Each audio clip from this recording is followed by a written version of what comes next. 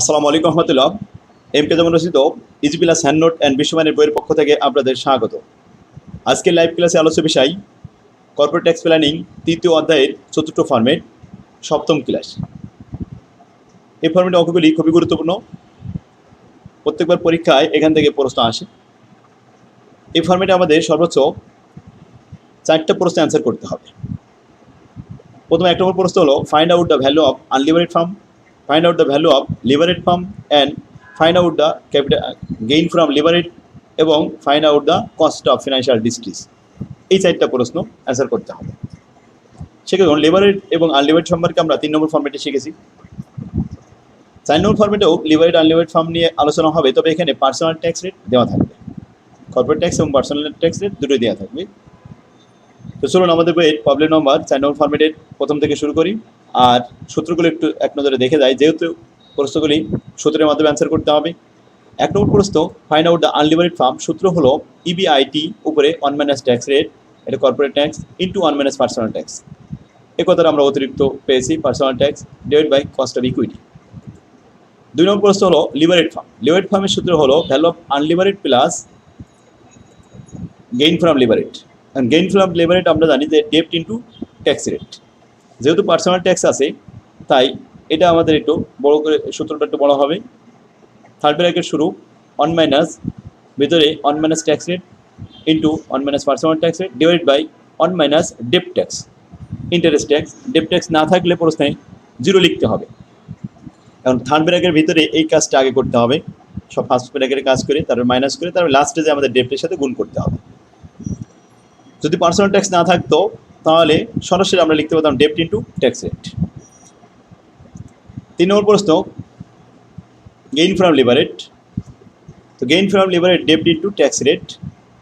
এখন এটা দুটো সূত্র, যদি পার্সোনাল ট্যাক্স রেট থাকে তাহলে এই দ্বিতীয় সূত্রটা অ্যাপ্লাই করতে হয়। এখান থেকে এই সূত্রটা আর এই সূত্রটা সেম। তা শুন, ভিতরে ব্র্যাকেটের ভিতরে থার্ড ব্র্যাকেটের ভিতরে আছে 1 মাইনাস, উপরে 1 minus tax rate, 1 minus personal tax divided by 1 minus debt tax into ডেপ্টের পরিমাণ, ঋণের পরিমাণ। কস্ট অফ ফিনান্সিয়াল ডিস্ট্রেস সূত্র হলো ডেপ্ট ইন্টু রেট, ফিনান্সিয়াল ডিস্ট্রেসের রেট প্রসেস সাপ্লাই দেওয়া থাকবে, এটাতে গুণ করলে আমরা ফিনান্সিয়াল ডিস্ট্রেস পেয়ে যাব।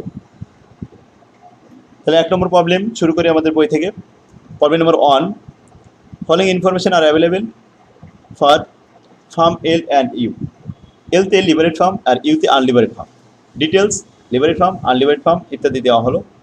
ইবিআইটি দেওয়া আছে দুইটাই সমান 2,20,000 2,20,000। ডেপ্টের পরিমাণ দেওয়া আছে 10%। লিভারেড ফার্মে 7 লাখ টাকা, আনলিভারেড ফার্মে কোনো টাকা নেই, কারণ আনলিভারেড ফার্মে কোনো ঋণ থাকে না। কস্ট অফ আনলিভারেড দেওয়া আছে 22%, কর্পোরেট ট্যাক্স 35% উভয় জায়গায়, পার্সোনাল ট্যাক্স 22% 22%, লিভারেড আনলিভারেডে। ইন্টারেস্ট ট্যাক্স রেট অর্থাৎ ডেপ ট্যাক্স 22% 22% দেওয়া আছে। কস্ট অফ ফিনান্সিয়াল ডিস্ট্রেস 4.5% দেওয়া আছে। এখন প্রশ্ন হচ্ছে আমাদের এখানে 4টা প্রশ্ন হয়েছে, value of the unlevered firm, gain from levered, cost of financial distress এবং value of the levered firm. প্রথম 1 নম্বর প্রশ্ন, এটা অ্যান্সার করবো value of the unlevered firm. আসুন আমরা জানি যে ভ্যালু অফ দ্য আনলিভারেড ফার্মের সূত্র EBIT into 1 minus tax rate into 1 minus personal tax rate divide by cost of equity. Here EBIT 2,20,000 টাকা, ট্যাক্স রেট দেওয়া আছে 35%, personal tax 22%, cost of equity 0.22। আমরা মানগুলো বসিয়ে ক্যালকুলেশন করলাম, 5,07,000 টাকা, এটা answer. Gain from levered third ব্র্যাকেটের ভিতরে 1 মাইনাস, উপরে 1 minus tax rate into 1 minus personal tax divided by 1 minus tax debt tax into ডেপ্টের পরিমাণ। তো এখন আসুন আমরা ক্যালকুলেশন করি, পার্সোনাল ট্যাক্স এবং কর্পোরেট ট্যাক্সের মান বসে আগে থার্ড ব্র্যাকেটের কাজটা কমপ্লিট করি, তারপরে 7 লক্ষ টাকা ডেপ্টের সাথে গুণ করবো। এখানে ফলাফল আসলো 0.35, 0.35 সাথে 7 লাখ গুণ করলে 2,45,000 টাকা হলো গেইন ফ্রম লিভারেড। এবার ডেপ্ট ইন্টু ডেপ ট্যাক্স অর্থাৎ financial distress, calculation of financial distress দেখাচ্ছি।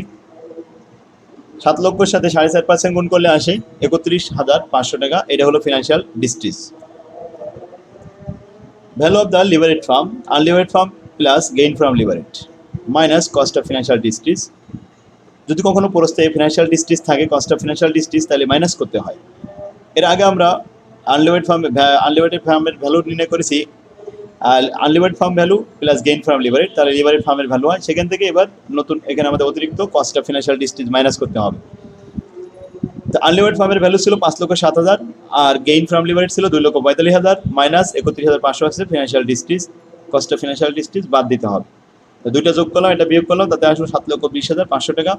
এটা হলো gain value of the levered firm. এই চারটা প্রশ্নের অ্যান্সার শিখলাম। এবার এখন 2 নম্বরে আগে 1 নম্বর শেষ করে এবার 2 নম্বর শুরু করবেন। ইবিআইটি 4 লাখ 4 লাখ, ডেপ 5 লাখ টাকা দেওয়া আছে লিভারেড ফার্মে, আনলিভারেড ফার্মে কোনো ডেপ নেই। Cost of unlevered firm 20%, corporate tax 30%, personal tax rate 20%, interest tax tax debt tax দেওয়া আছে 20% আর ফিনান্সিয়াল ডিস্ট্রিজ দেওয়া আছে 5.5%। সেম প্রশ্ন 1 নম্বর প্রশ্নের সাথে 2 নম্বর হুবহু মিলে আছে। Requirement value of the unlevered firm, we know that, আমরা জানি আনলিভারেড ফার্মের value EBIT 1 minus tax rate into 1 minus personal tax divide by cost of equity. Here এই মানগুলো লিখে পোস্টিং দিলাম। এখানে আমাদের পাওয়া গেল 11,20,000 টাকা আনলিভারেড ফার্মের ভ্যালু। লিভারেড ফার্মের ভ্যালু এটা বলা হচ্ছে গেইন ফ্রম লিভারেড। যেহেতু পার্সোনাল ট্যাক্স রেট আছে তাহলে আমরা সূত্র বড়টা লিখেছি, থার্ড ব্র্যাকেটের ভিতরে 1 মাইনাস উপরে 1 minus tax rate into 1 minus personal tax rate divide by 1 minus debt tax into ডেপ্ট আছে 5 লাখ। এখন থার্ড ব্র্যাকেটের ভিতরে কাজটা আগে করি, এর ভিতরে ফার্স্ট ব্র্যাকেট আছে, ফার্স্ট ব্র্যাকেটের কাজ ক্যালকুলেশন করে লাস্টে আমরা 1 থেকে মাইনাস করলাম 0.7, তাহলে থাকলো 0.3, এর সাথে 5 লক্ষ গুণ করলে 1,50,000 টাকা gain from লিভারেড।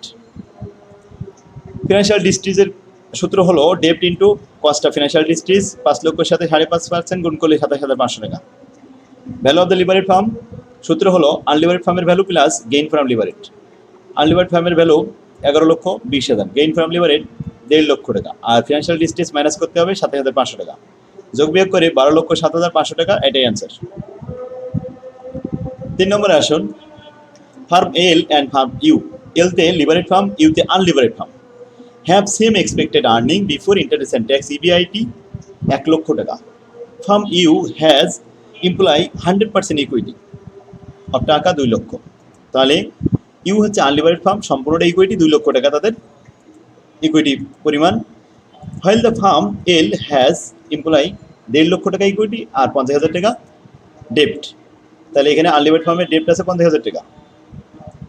At an expected rate of the return, cost of ডেপ্ট আছে 10%, কেডি হলো 10%। এখানে লিভারেড ফার্ম আনলিভারেড ফার্ম সব সেপারেট করে দেওয়া হলো। Find out the value of the interest tax shield. Interest tax shield দেখাতে হবে আন্ডার দ্য ফলোয়িং অল্টারনেটিভ দিয়ে আছে 4টা। ঠিক আছে, দেখুন ইন্টারেস্ট ট্যাক্স শিল্ড দেখাতে হবে, আমরা জানি ঋণ নিয়ে ব্যবসা করলে ট্যাক্স সেভ হয়, ট্যাক্স শিল্ড পাওয়া যায়, আর সেটা আমরা এখন দেখাবো।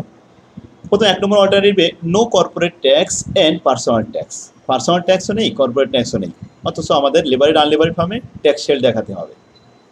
তাহলে যেটা ট্যাক্স থাকে না সেটা তো ট্যাক্স শিল্ড আসে না। তো 1 নম্বরে আসুন, calculation of tax shield when the no corporate tax and no personal tax.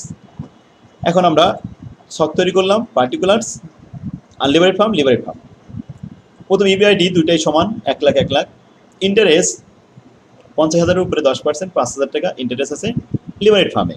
বাদ দেওয়ার পরে ইবিটি হলো, এখন ইবিডি একটা 1 লাখ আর এটা হলো 95,000 টাকা আর্নিং বিফোর ট্যাক্স। এখন ট্যাক্স যেহেতু নেই, এখন আসুন আমরা ইএসিএস বলতে পারি, earning available for common stock share হোল্ডারদের। এই 1 লাখ আর এই 95,000 নিচে আবার নামিয়ে দিলাম, দিয়ে ইন্টারেস্ট টু ডিভেঞ্চার, ডিভেঞ্চার পরে যে সুদ হয় সেটা যোগ করলাম। কত টাকা সুদ হয়েছে?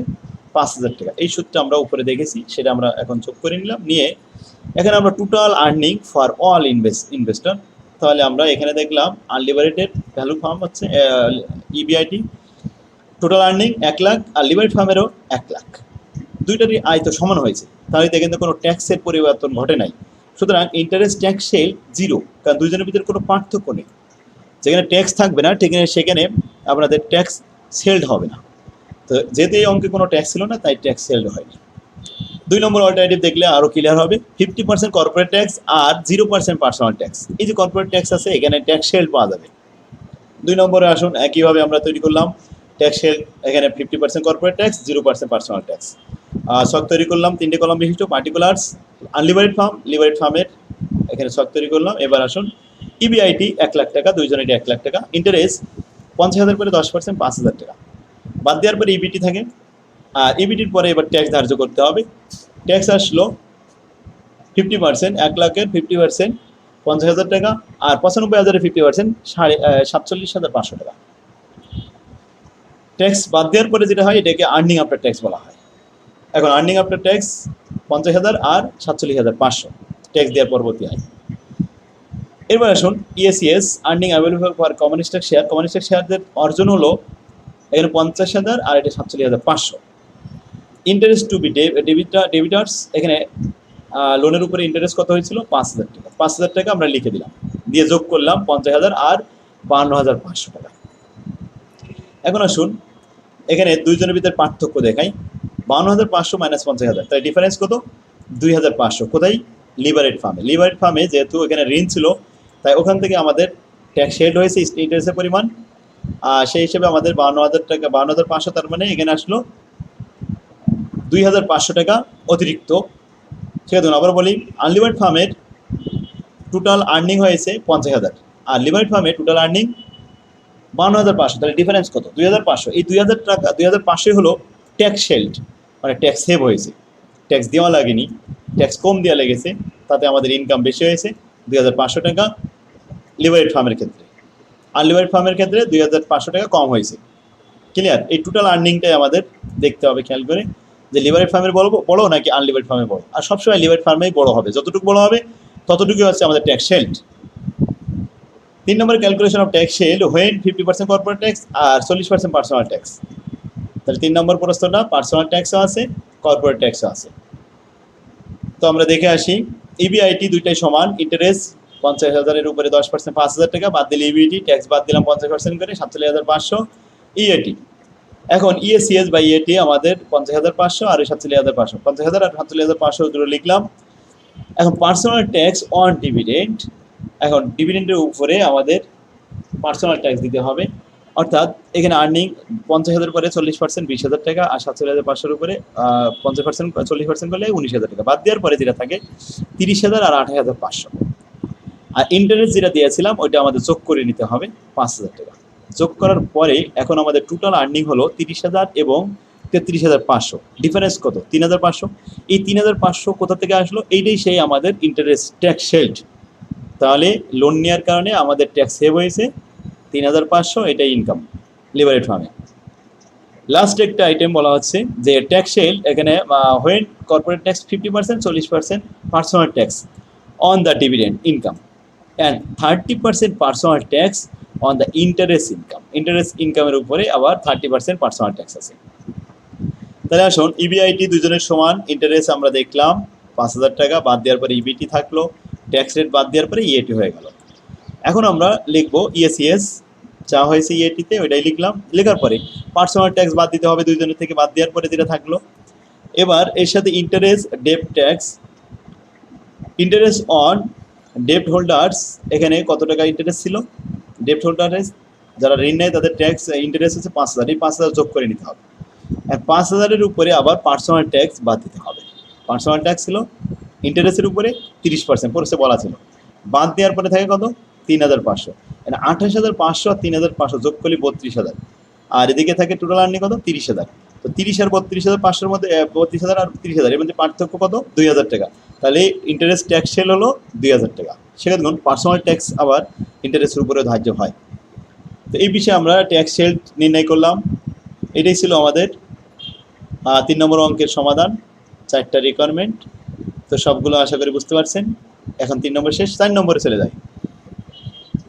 4 নম্বর অঙ্কটি 17 সালে এসেছে, অনেক সহজ একটা অঙ্ক। Following information are available, details দেওয়া আছে, আনলিবারেট ফার্ম দেওয়া আছে, ইবিআইটি 2.5 লক্ষ দেওয়া আছে, ডেপ্ট পরিমাণ আছে 7.5 লাখ টাকা লিবারেট ফার্মে 10% হারে, cost of equity 15%, corporate tax 40% দুটাই, পার্সোনাল ট্যাক্স আছে 10% করে। এখন value of the unlevered firm, তো ভ্যালু অফ দ্য আনলিবারেট ফার্মের ভ্যালু নির্ণয় করতে হবে। EBIT one minus tax rate one minus personal tax divide by cost of equity. হিয়ারে মানগুলো লিখে পোস্টিং দিলাম। আনলিবারেট ফার্মের ভ্যালু হলো 9 লক্ষ টাকা। 2 নম্বর প্রশ্ন গেইন ফ্রম লিবারেট, তো যেহেতু পার্সোনাল ট্যাক্স আছে গেইন ফ্রম লিবারেটের সূত্রটা একটু বড় হবে, বড় সূত্রটা ইউজ করলাম। তো এখানে আমাদের গেইন ফ্রম লিবারেট, দেখুন গেইন ফ্রম লিবারেট মিস্টেক হয়েছে একটু। গেইন ফ্রম লিবারেটটা আগে এই অংশটুকু, শুধুমাত্র এই অংশটুকু, তো আমি এটা দেখাই দিই, তারপরে আমি এখানে সমাধান করে নিচ্ছি। গেইন ফ্রম লিবারেট হচ্ছে 1 minus 1 divide by tax rate, এরপরে 1 into 1 minus personal tax rate. আমি একটু আলাদা করে দেখাই, তাহলে দেখাতে সুবিধা হবে।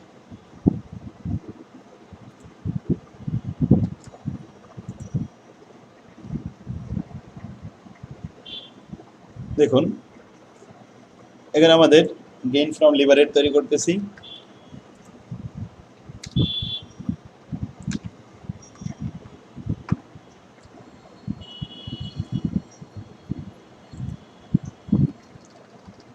সম্পূর্ণটা ক্যালকুলেশন করলাম।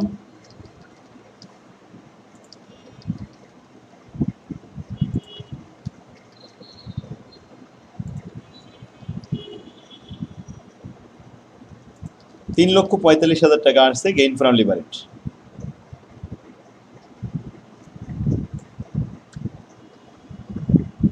তো গেইন ফ্রম লিভারেটের ক্যালকুলেশনটা আশা করি আপনারা বুঝতে পারছেন।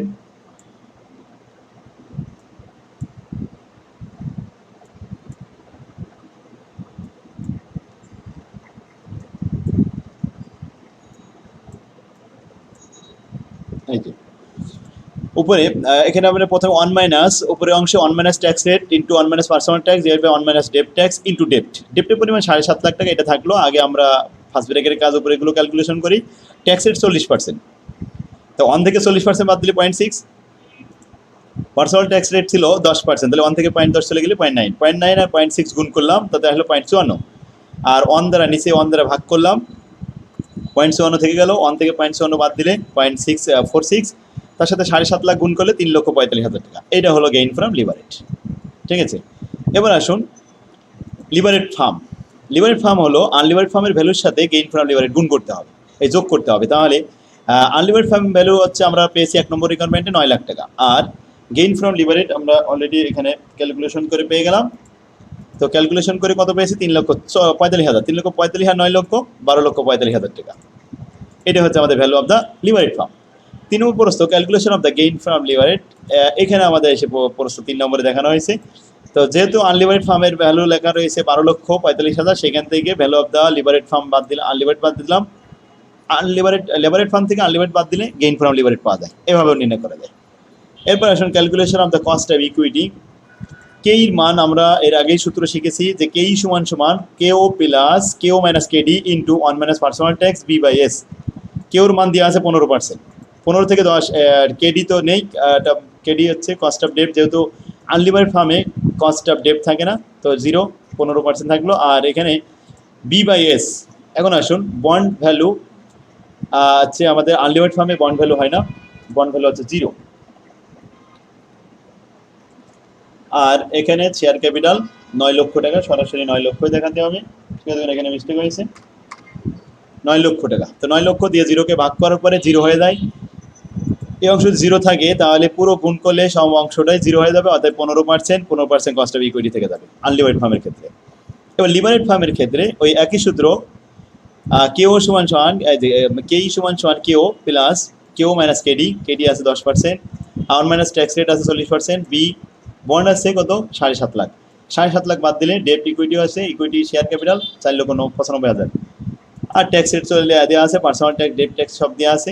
ডেপ্টের রেট দিলাম। এখন 7.5 লাখকে 4,95,000 দিয়ে ভাগ করলাম, তাহলে দশমিক চলে আসলো। আর এখানে 1 থেকে 0.4 চলে গেলে 0.6 থাকে, আর 15% থেকে 10 চলে গেলে 5% থাকে। এখন আসুন এই পাশে 15% আছে ইনটেক অবস্থায়, আর এর সাথে আমরা দশমিকগুলো গুণ করে 5-এর সাথে পেয়ে গেছি ফলাফল, সেটা আসছে 0.04546 এটা পার্সেন্ট। তো তার সাথে আমরা 15% যোগ করলাম, 19.55%। ঠিক আছে, ধরুন এখানে আমাদের পার্সেন্টেজ যেহেতু দিছি, সেহেতু এখানে পার্সেন্টেজ রাখলেই হচ্ছে। তো 15 আর এর সাথে ক্যালকুলেশন করার পরে যেটা আসে, এখানে একটু মিস্টেক হয়েছে, আমরা এটা গুণ করে দিচ্ছি। দেখুন কি হবে, তাহলে 0.6 এর সাথে সরাসরি 5 গুণ করলাম, 3 আসলো। তার সাথে 1.515, তারপরে 2, এটা আসে 4.45।